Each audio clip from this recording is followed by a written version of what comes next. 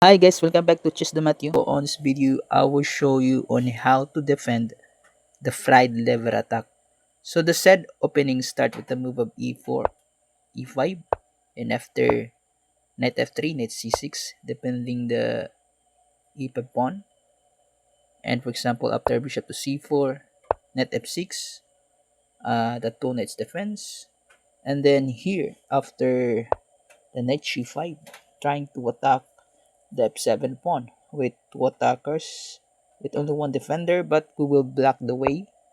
And after the takes on d5, we will simply just recapture the pawn. And here, the fried lever attack actually is from the white's perspective, in which he sacrifices knight. For example, here we simply capture that knight, and after queen to f3, and we will enter into the field of the fried lever attack, in which there is an immediate pressure to the king and the bishop and the knight. But here, although this knight was actually attacked by two pieces, but we will reinforce the defense to the d5 knight. And here, if he actually puts another attacker to this uh, knight d5 with knight c3, then we will just simply reinforce the defense, for example, to this d5 knight with knight to b4, and we will simplify the position with pressure on the d5 with three attackers here, but there is also a three defender to the knight on d5.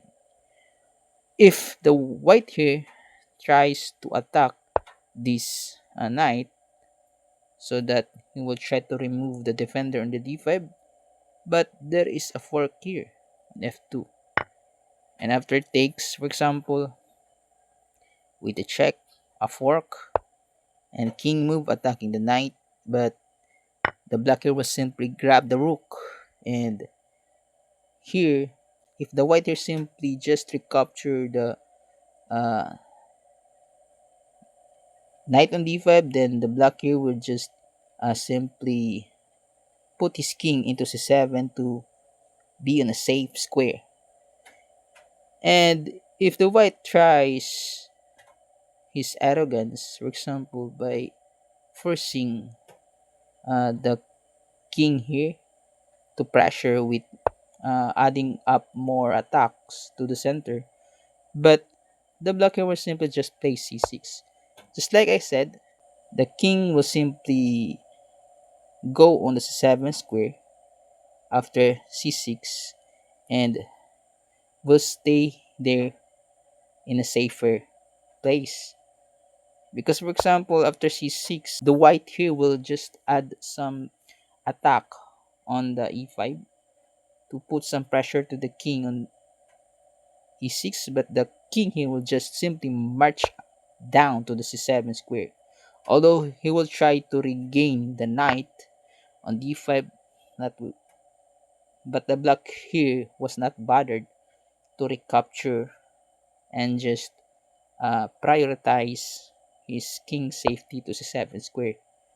And even though the white here will grab another pawn, but after uh, bishop to d6, it is pretty obvious that the black here is doing fine. For example, with his pieces. For example, this bishop will be simply to develop here, the 7, and again after queen f6, trying to have some queen exchanges, and again the rook will uh, go to f8 or e8, for example, to have some simplification, because here the black is actually still have a material advantage with extra rook.